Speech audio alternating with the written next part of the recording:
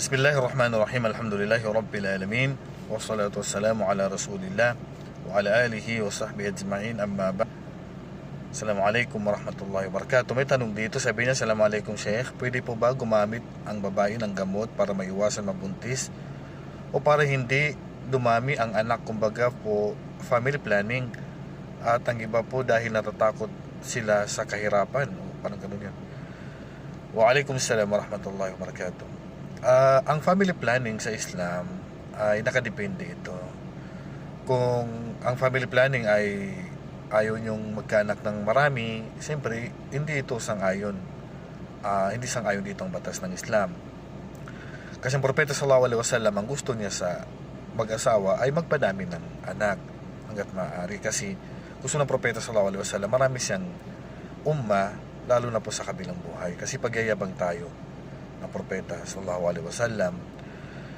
Ngayon, kung hindi naman yung lilimitahan yung anak, huwag natin gagayahin ng mga tao na nililimitahan ng anak dahil sa kahirapan, dahil hindi naman tayo ang nagbibiyaya sa mga bata. Ang Allah ang nagbibiyaya sa atin.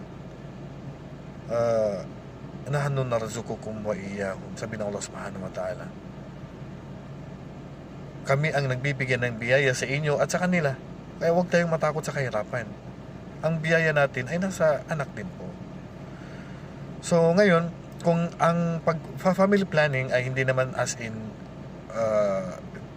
lilimitahan yung panganganak, kundi lilimitahan lang yung panahon dahil nga cesarean o may bagat na dahilan, kumbaga sabi ng doktor na hindi pwede masundan agad, kailangan may mga pagitan.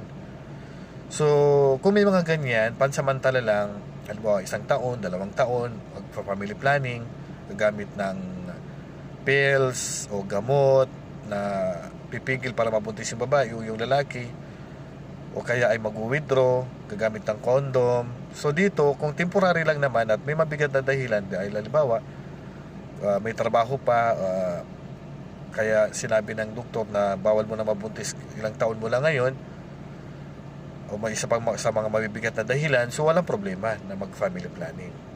Pero yung magpapalaygit o yung puputulin na po yung lalaki may ano sa kanya, vasectomy ba tawag doon? Haram yun. Hindi pwedeng magpalaygit ng babae, hindi pwedeng magputulin ng lalaki yung ano niya na hindi na siya pwedeng makabuntis. Haram yun.